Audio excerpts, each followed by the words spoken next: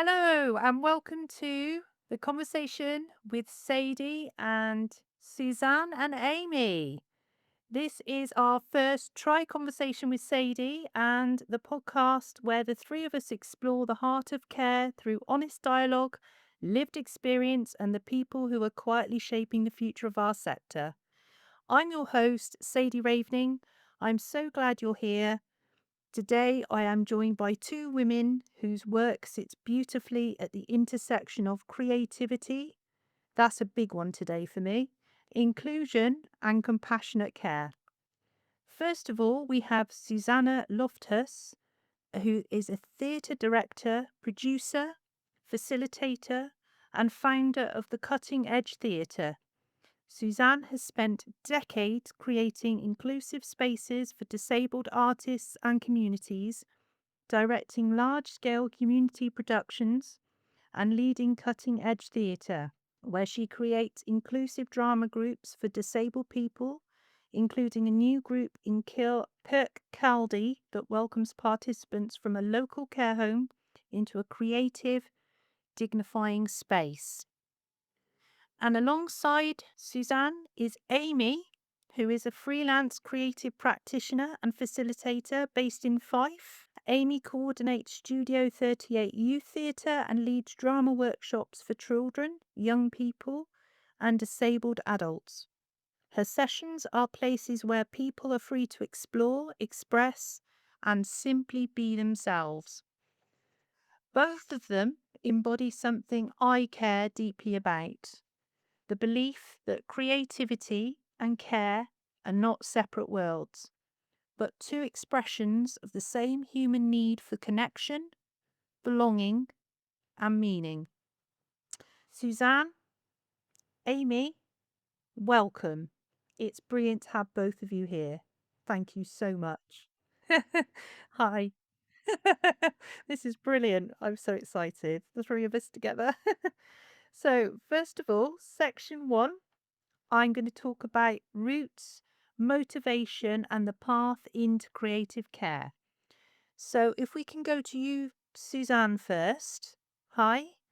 I just wanted to ask, you've spent decades working across theatre, community, and care. What first drew you into this blend of creativity and human connection, and what has kept you rooted in it for so long, Suzanne? Oh, that makes me feel very old. But yes, we have just celebrated our 30th year as a theatre company, which is great. I'd like to say I was a child when I started it, but not. So this is a story like so many of us, and you will find this common to a lot Mm, of practitioners. In that I actually, whilst I had a sort of small introduction to drama when I was a kid, but not much. Really, always play acting, really always putting on shows type thing. But when I became a teenager, I was painfully shy, absolutely painfully shy. And a friend of mine was attending a youth theatre, and so when I was 15, she said, "Well, why don't you come along to this?" And mm, I went along to this youth theatre. And I'll never forget walking into that room, and I just simply went, "Oh, yes, this is where I fit. This yeah, is my in modern parlance, this is my tribe." Um, and from that point on, it was just, life-changing and groundbreaking. What I love about the arts is it's a very welcoming space. It welcomes yeah. everyone. There's no, it doesn't matter if you're tall, fat, short, Hmm. skinny, whatever. It doesn't matter. It's Every human inclusive. being is creative and has something to bring. And so Yes. that really did change my life, and going to that youth theater, and then just the journey on with Mm, wanting to become an actor, wasn't very good, blah blah blah, got a job, and eventually leaving, that was in Aberdeen, leaving Aberdeen, moving to Edinburgh to set up Cutting Edge Theatre. So, that is our entry. And that's why we are really committed to working with all ages in just creating that inclusive environment where Yeah. people can Brilliant. find themselves and explore and express Yeah. their creativity, because every single human being is creative, as I said.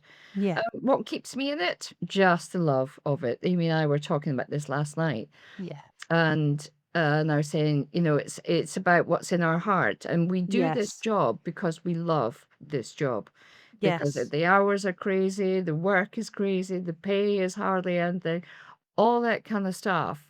But we do it because we love it, and we love seeing transformation. So Cutting Yeah. Edge says we believe in transformative theatre, and that's what keeps me in it, because it never changes. Sorry, it always changes. It's always different, and there's always something new to discover. But the passion's still there. Absolutely. When I that love goes, that. I go. Brilliant. Brilliant. And yeah, the heart rules the head and leads the way. Love that. Brilliant. Thank you. Amy, we're going to go over to you now. Um, Okay. your work, your work with young people and disabled adults is full of warmth, play, and possibility. What originally pulled you into facilitation, and what continues to inspire you in the spaces you create? So becoming a facilitator happened quite naturally for me. I've Mhm. always loved working with people, having fun, and sharing something that I Mm, enjoy so much was so rewarding. yeah. Um, I've always been so curious and keen to learn, so naturally I found opportunities presenting themselves and I jumped and I grabbed them. I think what keeps me and inspires me is that I adore the teams that I work with. I work with some Mm, absolute legends, some fabulous people, and I feel like I'm constantly learning from their practice, yeah. and bettering myself. And Yeah. I get to spend the majority of my time with fabulous human beings. So what's not Hmm. to be happy about that? Yeah. And I think the small wins are really important to me. Yeah. So Love that. something that's so minuscule or seems so minuscule is actually such a massive deal for that particular individual. And so, it might be a smile after a hard day, or it might be, Love them that. volunteering themselves after observing for quite a wee while. So Yeah. something that may seem really small, but actually it's a massive step for them. Yeah, Yeah. keeps me going. Brilliant. Brilliant. Wow. They're lucky to have you guys up there. Oh, thank I you. love that. I love the passion, the enthusiasm, the absolute authenticity of you both and what you're doing. Absolutely 100% real. I love that. Thank you. Suzanne, I'm going to go back to you. I just wanted to ask, you lead the cutting edge theatre and run inclusive drama groups, as you've explained brilliantly, and I love that, for disabled people, including groups where participants come from local care homes. Was there a moment when you realised these worlds of creativity, community, and care were feeding each other? Yes, so we run quite a number of drama groups for disabled people. That's what we specialize in. Mm. And Kirkcaldy, where Amy runs the group, is in Fife. We already run three groups in Dunfermline and Fife. And there was an opportunity in Kirkcaldy for the public to vote for a project. So everybody had to Hmm. pitch, and we pitched a project. I said, let's Hmm. let's just see, because we're very aware of in Fife. Fife is a very big county, and very what's the word? Very creative, but there's Yes. hardly any provision for disabled people, and that is what Cutting Edge's big mission is, to ensure that disabled people have equal access to drama. Brilliant. And so we Brilliant. just did a blind pitch on it, really, and secured the money. So we said we would set up a group. Thankfully, there is a local theatre who are really Mm. keen to have us there, which is Yeah. great. Um, but then we really struggled for numbers. We couldn't get the numbers, which was really weird. Yes. And then all of a sudden, we got a message from a care home that is just next to the theatre, and I saying love they were that. going to bring 10 of their residents to it. So all of a sudden, the group was full, from being, oh, we're struggling, to, oh, we're Yeah. full and we actually can't take any. Um, and so we really didn't. didn't know that's the first time we've worked with older people who are in care. We have I worked love that. with in the NHS on Mm. another project, but not with older people. And I think it was within, I think when we saw the first week, we were like, oh, okay, all right, this is slightly challenging. But I think it was about 2 weeks in, and we got Yeah. 2 or 3 weeks in, we got feedback from the support workers with the coming with the residents, and that feedback was off the scale. I've Yeah. never ever had feedback like it, and Amy can talk more to that. But we just went. I've never heard people talk about the transformations that they are seeing with their disabled residents or participants. And so we just went, oh my goodness, we need Yeah. to look at this a bit further. Yes. So it took us by Yes. surprise. We Yeah. have, like I say, we have seen it before, with older people in our groups, and the change. So we have one gentleman who came to us and was never using words.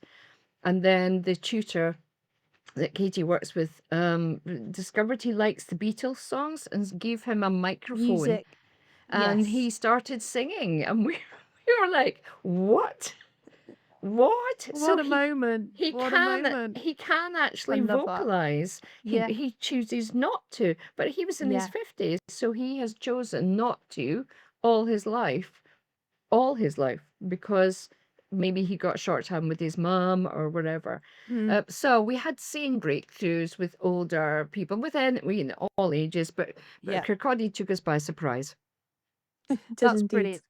Suzanne, everything, my listeners, you need to listen to what Suzanne's just said because this is going to all explain itself at the end. But what you've just said is really important because I don't think you guys realize you're actually on the edge of something really big here, which has already been going on in other countries. So I will explain more at the end. This is why I was drawn to both of you because you don't know how truly amazing you both are. And you are Oh, so right. Just keep following your gut and your heart, and it'll be amazing because it's so, so important for care.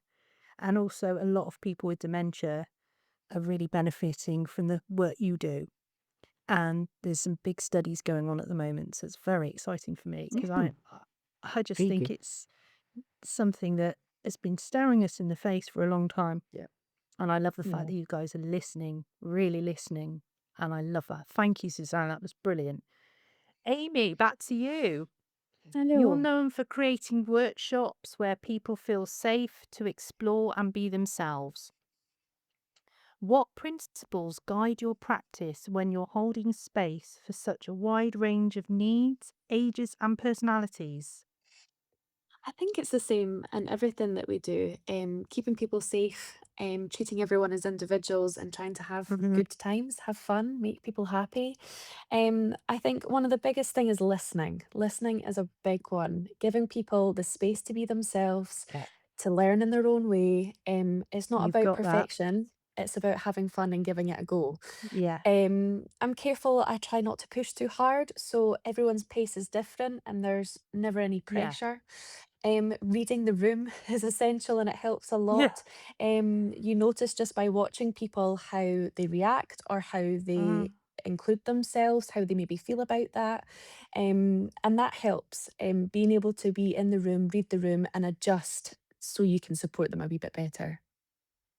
lovely. And something I'll add to that is in previous conversations I've had with other experts like yourself, is that the emphasis has been on presence, not perfection, Yeah, which is something that was ringing through absolutely. my head as you were talking, which you do so well. But absolutely spot on about listening, and you two do it so well. So well. Just never stop being those brilliant people, practitioners. You're a godsend to your community. Thank God for people like you. It just gives me more hope. Well, thank Thank you. you. Thank you, Sadie. It's amazing. You really don't know how amazing you are, but I do. Section 2, going on, blowing away. Um, we're going to talk a bit more about the emotional reality of creative and caring work. Amy, let's go to you this time. You work with Yes. children, teens, and disabled adults. all with their own emotional landscapes. What feelings or experiences do you see them navigating that often go unspoken? I think a big one is a lot of people that I work with are trying to figure out who they are. They're Mm. exploring themselves, they're figuring out their identity, what feels right for them, and how they want to express themselves. I think a lot of time as well, people are trying to work out what behaviours are okay, testing Yeah, boundaries and trying to figure out if they fit into a group, if that is a space where they feel comfortable.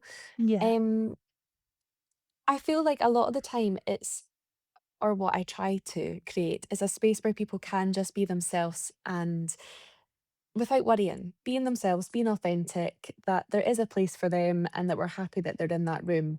Um, I don't want to assume, but sometimes it might be an environment where it's the first time someone's truly listened to them that day or are hearing their feelings or so having that space where they can do that. And I know how much a big privilege that is that I'm being trusted to be that person that's yeah, listening and being there for them.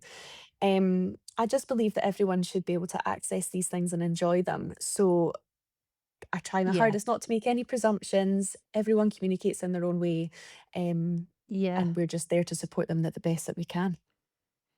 So I just want to add a little bit. It's the practical side. When you say access, if anyone's listening to this and you want to contribute or fund or help with creating better access to these facilities so they can get the experience from these two lovely ladies here today with me, so they can get there in the wheelchairs, they can use the toilets and things like that, that would go a long way. Um, Absolutely. because obviously you're in Scotland, but I do feel like the funding for these sorts of things in the whole of the UK is very limited, and I think how can disabled people have experiences if they can't get out the front door very easily? So I just want to throw that in because we really do need more help with that. And I want more people to access people like yourself because it's so, Mm, so important. mm. And thank you, Amy. Um, Suzanne, working closely with disabled artists and community groups, including people who join your workshops from local care homes, means you witness vulnerability, courage, and community every day. What emotional truths do you see in those spaces that people outside the sector might not realise? Oh, so many. So we not only do we specialize in working with disabled people, but community theatre is very much on my heart. So we Community, yeah. also produce a community passion play every year, every Easter. We're on the run up to that. And I love community theatre. I love it. Mm, I love it. And I think Amy might be talking about this a bit later, but the cast there, some of them have been with us forever, and some of them are brand new. Actually, this year in that play, we've got 9 disabled people in that play. wow. Um, I know. So it's the first, and so we're doing Jesus and Disability this year. So, but they describe themselves as a family, and for me, that's Yeah, that's really at the heart of what we do, whether it's the yeah, community theatre or whether it's the classes. And Amy's done from the class. She probably talk about that, but they also Oh, feel very much yes. family. Um, Yeah. and I guess so for us in the care home, and it was quite dramatic. It was really quite dramatic. So anyone who's ever been in a care home or visited, as I have, and been in that situation, very often, the residents can be just sitting there watching television or blankly, and yeah, that's yeah, nothing. That's no criticism of the people who are trying to care for them in care homes. They're under resourced. There's not enough staff. yeah, There is their aim is to keep them alive. Whereas, they're yeah, not going to be like, oh, can we have a drama group in? I yeah, totally get this. I've worked in prisons as well. It's the same, almost the yeah, same yeah, thing. But when they came in, and we got the feedback was from the support workers, we've never seen them so animated. And not only that, but Brilliant. when they This go is back exactly. into the care home, they are still animated and Yeah, their still energy energized. levels. Yes. Yeah. Yeah, and they Yes. said, That is brilliant. we've never seen them connect or work together." So that sense, and then Amy creates a beautiful room. She's very loving and caring and patient and compassionate and everything. She Thanks, creates a Suzanne. beautiful room, Go, and Amy. I know, but it's Love so it. lovely. And, like this one There's not resident enough of this. who just sits and well, no, she takes part and she doesn't sit. She takes part, but very often if they're sitting doing voice work or whatever, she'll be Mm. stroking Amy's hair. And it's, just Yeah. beautiful Yeah. connection. It's And there's connection, Yeah. there's one connection. guy who just can't stop smiling and Yeah. and he'll get up and he'll be center stage. One guy gets out of his wheelchair and it Mm. Yeah. it's both beautiful and This is also brilliant. heartbreaking for me. When I watch them, Mm. so I'm not in the class every week, but when I visit them, I feel it's heartbreaking that they've had to wait so long for this. And this is why you're here today, ladies, because if I get this out there, it's going to grow. And more people are going to listen and they're going to know what's going on, what's working, what isn't. And like you rightly said, it's not about bashing other institutions or ways of care. It's about No. improving it and helping. Yeah. Because ever since COVID, everybody's under incredible strain in the care sector. Yep. And Yeah. that was just really well explained. Thank you, Suzette. And again, very important points I'm going to tie in later with why I'm so excited about why I feel really connected to you two right now, because you're so on point with everything I was learning last year and I've seen it work as well. So, and the families have as well. So that's another important point is the lift you give to the loved ones around them. Yeah. Amy, we're going to go back to you. When someone arrives in your workshop feeling unsure, anxious or afraid of getting it wrong, which is a very real human emotion, Yeah. how do you help them settle, soften, and find their confidence? I think, I feel like I'm repeating myself here, but I think really one of the most important thing is to listen to that person and to reassure them that all feelings are valid and that it's okay however they're feeling. There's no right or wrong way to join in. And I just let them know Yeah. that I'm glad that they're there. I think sometimes, again, reading the room, I'll take the focus off of them and it's all about me. So I make sure that I'm the focus point. So they're not worried. They're not in their heads. They Love just get to that. enjoy and have fun. Good point. Yeah. Yes. I was gonna say, how do you listen if they're disabled? Is there certain, because this is series 2, so we're talking more about how, but Mhm. don't worry about repeating yourself. Let's just explore that further. So if you're reading Okay. a room, how are you reading the room? So I think that's the thing. A lot of our participants communicate and connect in lots of different ways. So it's not always Yes. verbal. Yeah. And I think that's where there's a lovely tie between drama and communication because you can tell so much by someone's facial expressions. We've got one member, a participant who um, is in a wheelchair and communicates with his eyes. It's up for yes, down for no, and it's just about knowing how that person communicates, and again, not making that assumption that they can't, because they can in their own way. It's just about us listening, being a decent person and trying to figure that out. Um, so yeah, I think it's about when I'm Brilliant. reading the room, everything, the vibes Body that are coming language in as the well. room. Yes, body language, facial Yeah. expressions, um, the energy in the room. Sometimes you can tell Yeah. how people are reacting with one another, what's needed there. Um, So yeah, and I this is think as well, go on. sorry, Sadie. I was just going to No, say, I think putting the expectation that it's the expectation of the room, it is a safe space. There is no pressure. yeah. We want them to have fun. That's however that looks for them. There's not a standard or an expectation there. While you were talking, I was also fully aware that you have very, very high interpersonal skills, Amy, which is a very important skill for carers. So again, Oh, that's how it thank you, all ties Sadie. in. Do you see Uh-huh. like how it's all coming together? Um, So that's fantastic. You're a highly skilled individual. You're not just Amy, you're Amy, the highly skilled lady in the room, and you're always there. Oh, You're providing continuity, it adds safety. And these are yeah, and I things think that are missing at the moment, and this is what we need. yeah, and We really need inclusivity it. as well. Like, I think just going back to how I would maybe support that person, I would start with an inclusive activity. So where everyone can join in, no one's being Mm. singled out, something really low pressure where there's no right or wrong, where they can take part in whatever way that Yeah, looks like for them and they feel comfortable and that they're getting something out brilliant. of it. So yeah, yeah. Yeah, brilliant.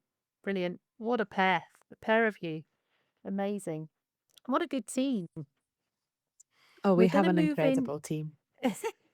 And again, irreplaceable, isn't it? You know, keep it strong, keep it going. Love it. Section 3, community, inclusion, and changing the narrative, which ties in nicely with, a team and connection. Suzanne, I'm going to go to you with this one. You've spent years challenging assumptions about disability, creativity, and what people are allowed to do. What misconceptions frustrate you the most? And what truths do you wish more people understood? Good question. What do I think people understood? That every life has value, that everyone has a story. We, it's on us. It's on So us true. to find So out true. how to Yeah. communicate. You know, we talk about the social model of disability, and it's for us to learn and us to listen and us to change. And so the best example I can give you actually is one of our other participants in Dunfermline. So she has cerebral palsy. She's pretty much nonverbal. She can Yeah. m- make sounds, but pretty much nonverbal. And she can speak slightly, but not much Uh-huh. at all. And a wheelchair user. And she was new to the group during COVID. So I had met her a couple of times. I had struggled to understand her. But Yeah. during COVID, we pivoted to online sessions just to, Yeah. keep Keep encouraging something them and going. catch up. Yeah. And she was in my breakout room this day. And I was like, oh gosh, I really struggle, here. And I said, so, asking the group, what have you been doing? And she, through her support worker, she's got a great support worker who loves theatre, which is amazing. Her support worker, she said, I've written my book of my life. And I was Wow. like, don't quite see how this is possible. I was like, oh, fire it across, it's a Word document, and send it across and I'll read it. And when I read it, I was blown away by Mm. all the aspects of her life, things that I would never have dreamed. I absolutely love that. And but for me, I mean, there wasn't anything that kind of like was masked, but there was a whole heap of stuff I just would never have known. But for me, the learning point and the challenge to me was I would never have known that about her because I would never have asked her because I would have assumed she couldn't tell Mm. me. And I am really comfortable working with disabled people. So if I wouldn't have asked her, and I'm comfortable in this Yeah. area, how much more so would society not have asked her? And so for me, so Yeah. then I said to her, well, I think we need to turn this into a play. Yeah. So we are now It's working on brilliant. that. It's a long Suzanne, time that is developing, brilliant. but we're I love that. developing it and it won't use text, it will Oh, use wow. movement, it will use projection because that the person doesn't use words to communicate, and that's the thing. So what do I wish people understood? That actually everybody has a story and it's up to us to listen. So when Amy was talking about the other participant who communicates with his eyes, um, his support workers kind of came in at the beginning. I remember them kind of saying, "We're not really sure why we're bringing him here," but now they just like, "Oh my goodness, he's brighter. His mood is better." We try and take them to the theater when we can, Oh, and I he love was the that. other side of the theater. What we were watching Aladdin, and all I could hear was his belly laugh. It was just so he was That's what you want. absolutely connecting with what was on stage, loving every minute Yeah, of it. And I think, what do I wish? Let's not write them off. Let's not write them yeah. off. So the misconception is that some They people can't. might assume because they're Yeah. disabled they can't do it, but Yeah. They actually can't you do it should or they see the can't communicate. person and not the Yeah. disability. Yeah. Yeah. Yeah. And, y- I think in a way, because I mean, your super skill is you do see the person, not the disability. And you don't stop believing in anybody, which is vital as well. Amy's super cool at making people feel safe, they can communicate. I mean, this is like all the ingredients for the perfect cake. It's just phenomenal. I mean, come on, let's just keep this growing and going because this is amazing. This is about being really inclusive, not just saying it, but putting it into action here, isn't it? That's fantastic. Amy, your youth theatre and adult groups are built on belonging. What have you learnt about what helps a community move from simply attending to truly connecting? So within my groups, I always start with a check-in. Sometimes that might be one word to describe how they're feeling. It might be a movement, it might be a gesture. But sometimes it's a lot more of a chat, bigger chat. Yeah. And again, by reading the room, you can tell the vibe of what the people in that room need on that day. Um, and I think kind of joining back to what Suzanne was saying, people share parts of their life with us. The Dunfermline group has been going for, I think, 13 years now, and the members, would Wow. describe Well themselves done, as a guys. family. And 13 years. yeah, and naturally, when you're with people, you create a bond, friendships are made. Over time, you become really invested in one another. And sometimes I think it's not being scared of having tricky conversations because it is a safe space. Some things come up sometimes which it might be like, I'm not too sure how to answer that, or, oh, I've never thought about Mm, that before. And I think it's about, again, giving them the space to know that we're there to support and to listen and to hear them out, and that supports whatever they're needing that day. There doesn't need to be a right or wrong. It might be that they need distracted. It might be that they need to have a bit of fun. It might be that they need to have a bit of a cry and that we all listen and we hear them out. Um, yeah, I think it's all about having a connection and not being scared to have that connection. We have a laugh, I think, as well. Laughing is so important and having fun is so yeah. important. And however Yeah. we can maybe inject that into their day or, help them with that. Um, Yeah. and as much as we maybe teach them about drama and things like that, they teach us. No, we're very much learning from one another in these spaces. Yes. I think one word that's just bouncing off me from talking to both of you is empathy. You're Mm. always thinking about how these guys feel, regardless of what they've got going on. How do they feel right now? And that's empathy is everything about care. So that's that's brilliant. And that's really the start of it all, isn't it? It's all about Yeah. being in their shoes. Suzanne, your work shows how creativity can transform confidence and well-being. From your experience, what helps people move from surviving to thriving, whether in a care home, a rehearsal room, or community space?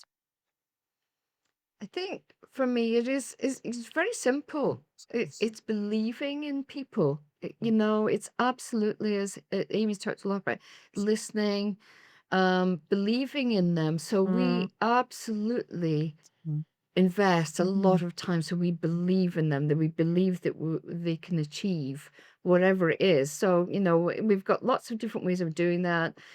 In the youth theatre and the young company that we run, yeah. we do learning plans. So they have a learning plan that is tailored specifically to Yeah. what they want to What learn. is the plan? Where are we That sort going? of Yeah, thing, love yeah. it. It's in the community play, we have one participant who's actually was part of our young company, and now part of our intermediates, and now wanted a chance to perform. And there are very few places for disabled people to perform. And she came in, but when she first came into the young company, she just sat in the corner or by a radiator with her hood Mm, up and just didn't. And so the challenge all the way along was I would say to her, well, you're a strong, independent woman, and that's what you want to be. And so just kind of just reminding her of that every week. I say you're a yeah, strong, independent woman. yeah, But yeah. now she has a bus pass. Now she can cross a road. Well, she can't cross a road yet. Actually, we still have to get her across the road. She's got her bank card. She's beginning to actually find, so it's not just about drama. Um, Yes, it's about yes, what that can bring. And the yes, reason when I started Inspire with Katie Milne, who is one of our other associates, um, was because I saw other drama groups doing things, but they were all geared towards performance. So doing a yes, performance at the end of term or something. And yeah, I just said, that's too much pressure. I don't want yeah. that. I want so we call it Inspire. That's our sort of Inspire is the name that covers all our work with disabled people. Um, so we just removed that straight away and we say, excuse me, it's about three things. It's about increasing their confidence, increasing their self-esteem, and improving their communication skills, irrespective of if they're Yeah, verbal and non-verbal. So all classes do confidence work, and that can be yeah, through drama, whatever. yeah, All classes do voice work. So that sort of surviving to thriving is the way you do that is believe in them, encourage them, get alongside them, mhm, and yeah, just keep wanting the best for them. That's yeah, it's a human thing. Keep wanting the best for them. yeah, We have one of our Dunfermline group who came into the group, and we kind of usually say to them, "Well, what's your dream?" And she yeah. said, "I want to be an actor." Well, now she's a professional actor with her agent and just got signed to an agency last year. We're flying around doing self tapes right, Yeah, left. And she's going down to London in next week for a festival and a photo yeah, Yeah. shoot because she won an award for Best Actor for a short film. But wow, it's about and that would never have happened if we'd never asked a question. It's going back to that person again. It's asking the question, what's your dream?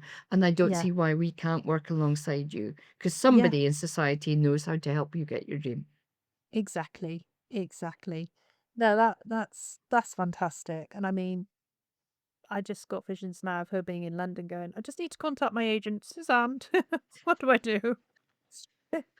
Oh, she loves it. Yes. We're just It's going to try and keep brilliant. her grounded. Keep her, Yeah. well, she's in the Inspire class, so Amy and Katie keep her grounded. It's fine. Yeah. But it's the way you see the whole picture. You Exactly. understand that it Exactly. seeps into all areas of your life. Once you get this all right, Yeah. they're thriving. I love Yeah. that. That's brilliant. Thank you, Suzanne. Amy, back to you. For people wanting to build more inclusive, expressive, welcome spaces, whether in care, education, or the arts, where's the most meaningful place to begin? I think listening, joining in, and having fun. Trying not to make assumptions, just see what happens Mm, and adapting as you go, without maybe making it into a big thing. So if you do have to adapt, it's not because of this person or yeah. something that's happened. It's because you're adapting and you're going with it. It was your plan all along. Um, and I think as well, Yes. if you get something wrong, owning it. Um, Asking Yeah. yourself how you can do better next time, so reflecting Yeah. on your own practice. Um, Yes. I believe that, it's easy to sit here and put the world to rights and all the rest of it, but actually by owning sometimes if you've made a mistake or you weren't sure, I think honesty goes a long way in the Yeah. room. And I also think it helps make a space welcoming if you're willing to Yes. put yourself out there and say, I'm just human. We all Yes. make mistakes, we all get things Yes. wrong. Let's work together. Yeah. Yes. Perfect. Perfect. We do talk a lot in series one about self reflection, self Yeah. awareness, and the two-way process Yeah, that helps us all become the best versions of ourselves. So yeah. that's fantastic. Thank you. We're going to go into section 4 now, and this is about leadership, imagination, and future possibilities. And you guys are absolutely perfect for this. You are these things in a nutshell. So let's get stuck in. This is great. Amy, you're shaping the next generation of creative thinkers. You No definitely are. pressure.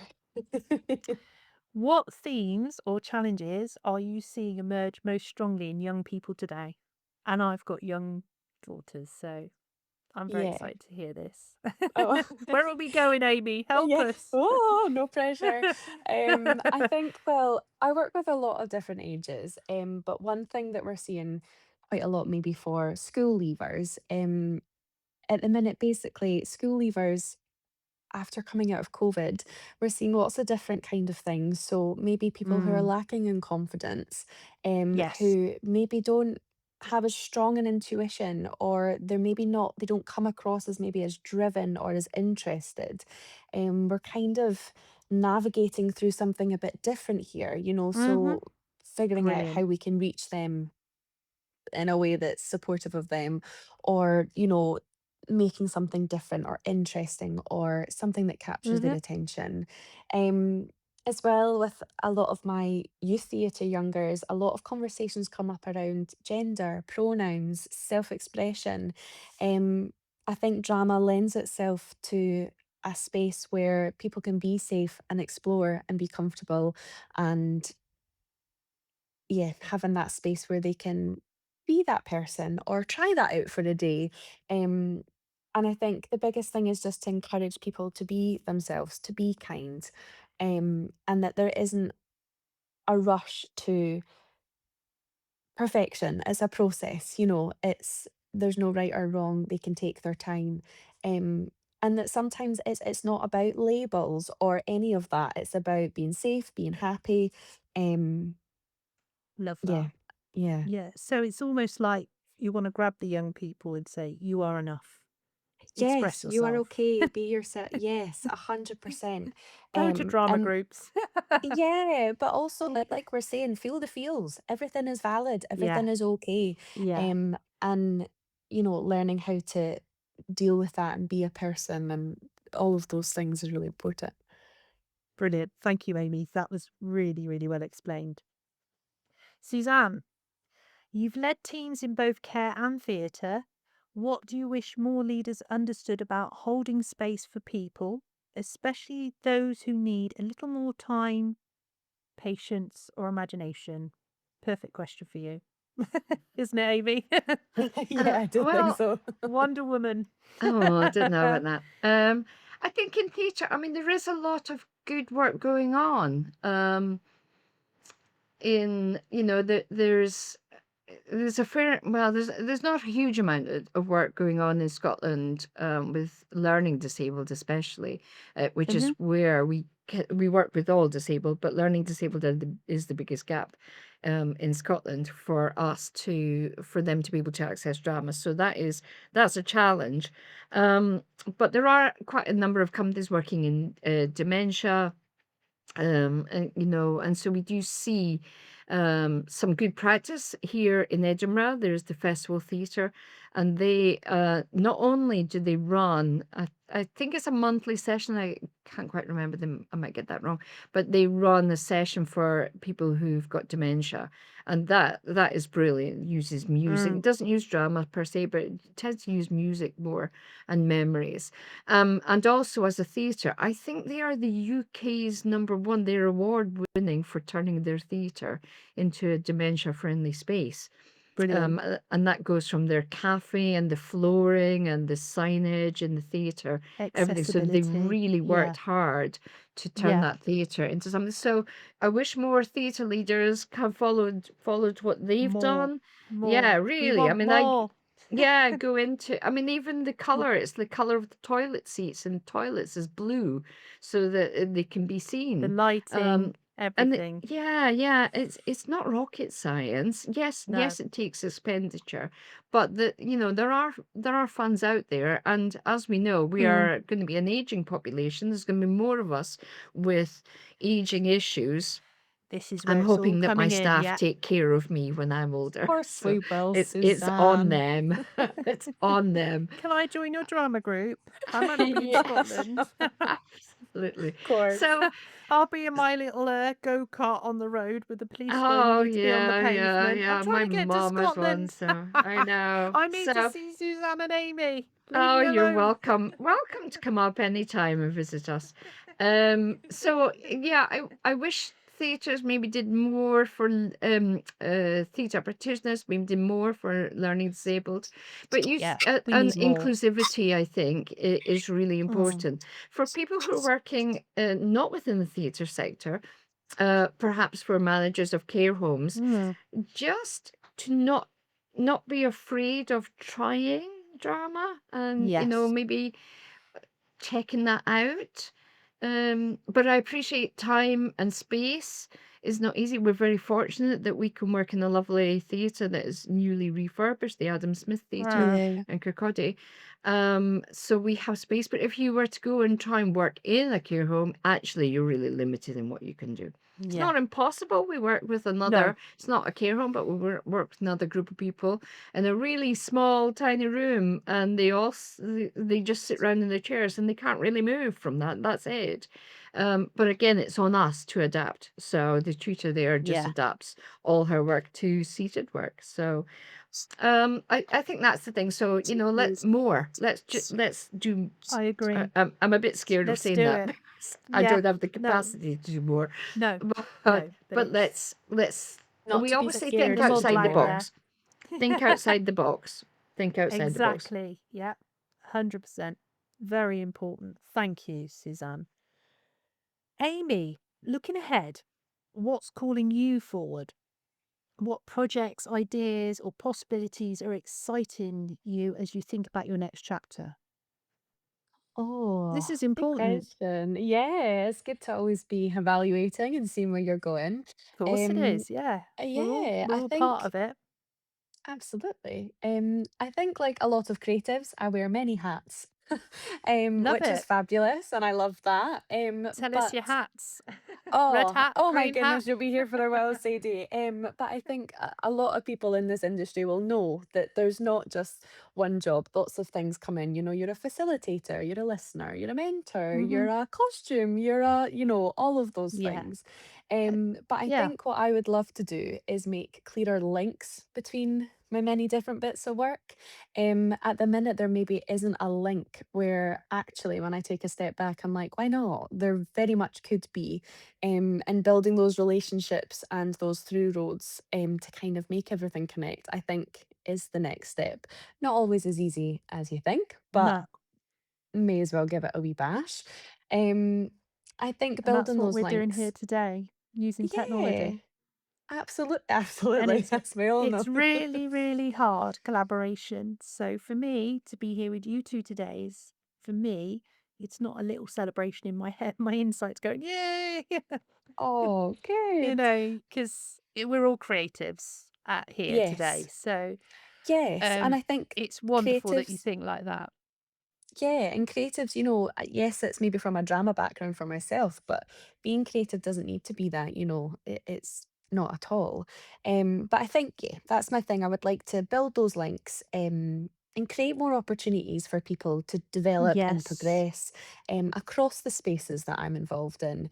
And as always, I think projects come from Yes. projects. You'll be working on Yes. one thing and then lots of ideas will come. Yes. Yeah. Yes, and inspire different projects or thoughts. Oh, I love that. So I think, Yeah.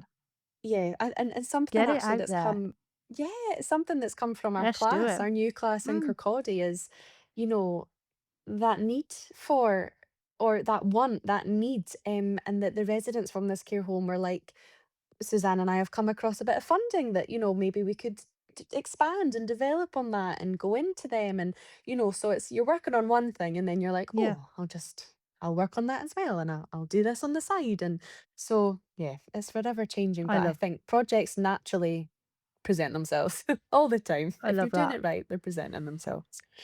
Well, I'm going to use this opportunity to say if you two would like to come back for a later series further on down the line, I definitely have you back in a heartbeat if Oh, you're thank willing you, to Sadie. help spread the message even further. I'd love Oh, that. thank you. So We've got that appreciated. live on this conversation, everybody. There's no going back. It's recorded now. That's it. Exactly. Yeah. No, I would definitely have you back. This is brilliant. Thank you. I love that. Suzanne, here we go. Your work has already changed lives across communities. What impact do you hope your next decade of creative and care based work will have? We were talking about Go this on, last, Suzanne. and so Go on. I'm 64 now, and No. You don't have so, to tell anyone your so age when you because you said don't look it. You next do not look decade, it. well, I hope to be in Italy sipping a glass of wine over the Oh, next decade. Um, do you know fair what enough. though? No, I mean, for me, we are very, very grateful because after 30 years, we managed to secure what's called multi-year funding from Creative Scotland. Oh, In brilliant. I know. So it's a Oh, bit like that's getting fantastic Arts news. Council England. It's the equivalent. Brilliant. So it gives us funding for at least 3 years. Hopefully they renew it. But for me, that was just kind of them saying, we see the importance of the work that you're doing. And Mm, it has a 100%. place in Mm, Scottish good. cultural scene. And so it's not Mm, just about, because we don't really do performances or productions. So that importance there. But with that security now, so it's meant that we've got 14 freelance staff, and brilliant. it means that some of them are only working 2 hours or whatever, but it means that they all have job security for the next 3 years if they want Yeah. that. Yep. And so for me, it is now about mentoring the next generation and trying to. Because you have got to look ahead. Yeah, no, for sure. Because I've always said, this is my dream for Scotland. I want disabled people to have equal access to the performing arts as audience members, participants, and professionals. And we work primarily with participants. Mm, And for learning disabled people to be able to access, excuse me, drama training, because they can't just now in Scotland. There are no courses in Scotland for it. There are in England, Wales, and Northern Ireland, but not in Scotland. right. So that is my big dream, to actually get that into Scottish culture. But that will take a long time, and that will need to be there long after I've gone. And unless we embed these changes, whatever Yeah. it is, you can scrape a small amount of funding to go into care home and do some drama. Mm, But unless we start embedding all this stuff into, so it's a given, it's just a yeah. given, then it, we'll be back to square one again. So for me, for the Good point. next decade, well, then I'll just do a year at a time, 2 years at a time. For the next 2 years, the aim is to mentor the team and kind of bring them up to scratch. Yeah. And it's not about them replicating what I've done, because they are all different. They will have different views and they have different Mm. ways of approaching things. Um, we have lovely little. I go, oh no, my age. This is my time. This is what we did. And they're like, yeah, but Yeah. it's Back new. in my We're day. young. We'll change. And I'm like, oh, So, but that's why I love working with young people. I love it. Mm. And more of that, more of that. So hopefully they're learning from my mistakes and my, accumulated wisdom. And for me, it's about then taking the stabilizers off the bike and letting them Yeah. go. Off you go. I'm not quite ready to take the stabilizers off yet, but we're on No. our way. Brilliant. Brilliant. And we've got technology. So next series, if you're, I don't know, having a lemon sorbet on the top of Mount Vesuvius, we can still talk to Oh, you. what a picture, Suzanne. It's more likely to be a gin and tonic on the top of Mount Vesuvius. Or you might even buy some and sit on them because it's that You hot. never know. Anyway, that is fantastic. And also, I just will add before I move on to the next section, if there's any links or anything I can put on this podcast at the bottom for our viewers to click to help you keep this going in the future, support what you're currently doing, just send it to me and I'll add it down below. I'll send And that. hopefully, my listeners can have a look at that too. Anything to help. I just want to now just bring you into the bit of why I was drawn to you guys in the first place. And to me, this is really, really important because I came across something last year when I did a bit of a personal reading challenge for myself. And what I wanted to share was something personal that I feel connects the three of us quietly and shaped why I wanted you, again, like I said, both here today. Last year, I read a book called Creative Care by Anne Basting. Have you read the book? You familiar with Mm. it? Yep. Have a read. Her work in the United States explores how the imagination, storytelling, and creative connection can transform the experiences of people living in care settings. What struck me wasn't just the techniques, it was the philosophy underneath that creativity is a form of care, and care is a form of creativity. As I read it, I found myself thinking about the both of you. Suzanne, your work in your theatre practice, especially the inclusive drama groups you run with disabled people, including those who join from local care homes, already embodies so many of the principles Anne writes about. Amy, your workshops with young people and disabled adults create the same kind of spaciousness, places. Sorry, I get really emotional because it's amazing. Where people feel safe to explore, play, and be fully themselves. Sorry. You don't realise how amazing you are.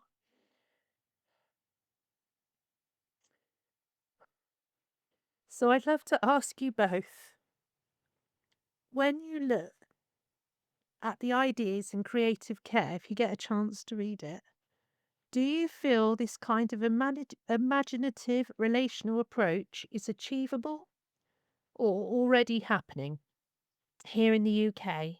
And how do you see your own work contributing to that possibility?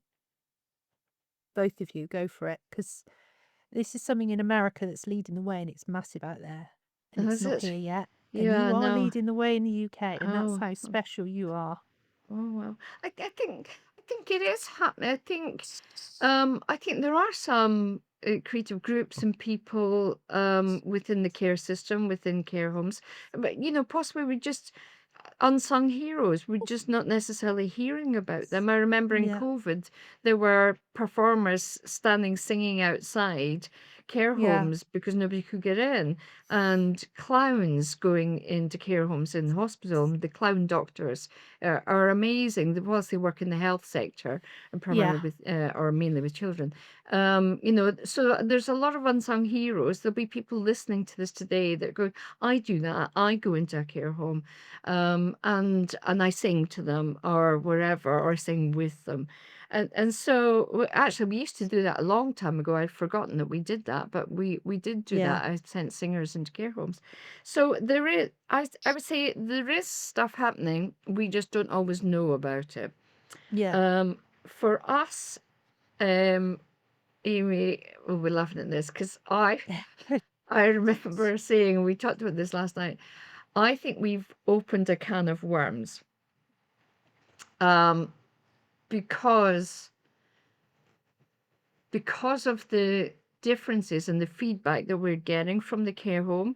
It's more than just going into a care home and doing dramas. Absolutely, those people that go in Oh, and we do know drama that. and they go Yeah. singing are incredible, absolutely incredible.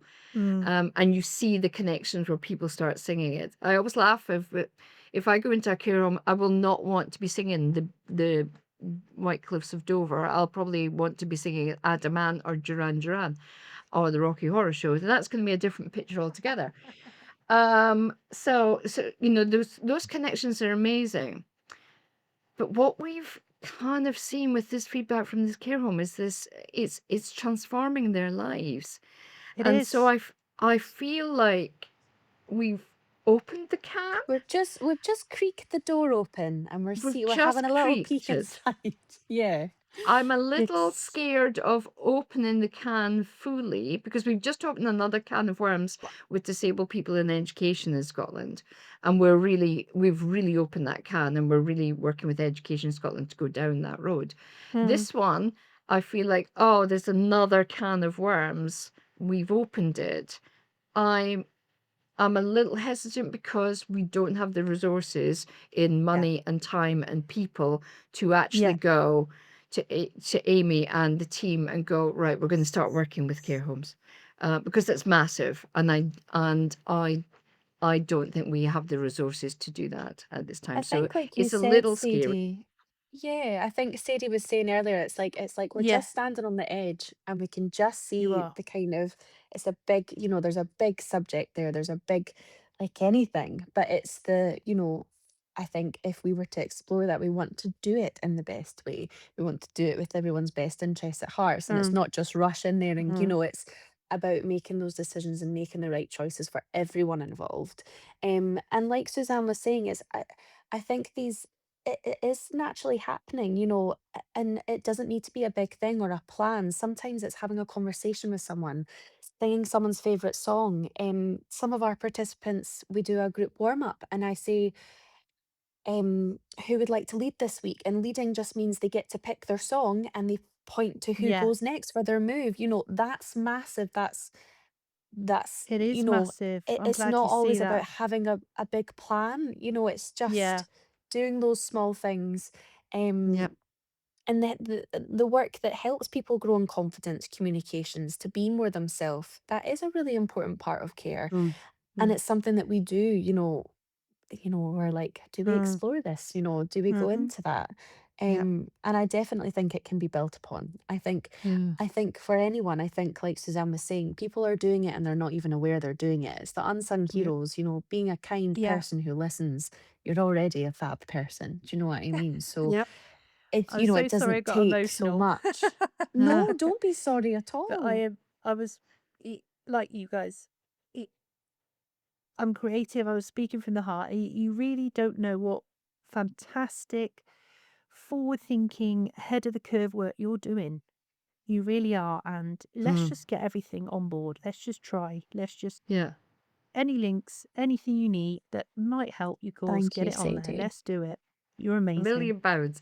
I think just to kind of say, from what Amy was saying there. So, and also just to clarify, the residents that we have from the care home in Amy's class, they're all learning disabled.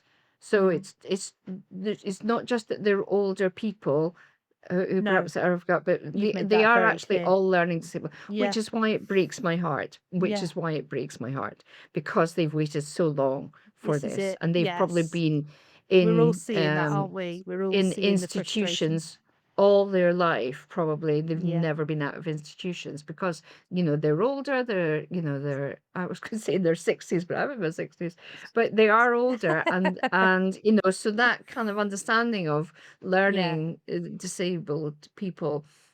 Way back, I'm reading a book just now by a playwright called Stephen Unwin, who's got a disabled child. So he's saying learning disabilities, and what we got so wrong. I'm Yeah. paraphrasing the title, but that's really important. So when Amy says she does a warm up and says you lead it, actually what that is decision making and choice. So Autonomy. they're exactly, Yeah. exactly. And decision making for learning disabled people, we know, can be really challenging. So it's Yeah. even It's what song do you want on in the care home today? What song would you like to listen to is choice. brilliant. Thank you again. Thank you. Thank you for joining us for this episode of Continuing the Conversation with Sadie. Um, Absolutely, mate. I just need a minute to get my breath back because you're just amazing. Thanks You for really having are. us. I know. Thank you so And much. What a hopefully now fabulous you'll start to a fully understand. Tuesday.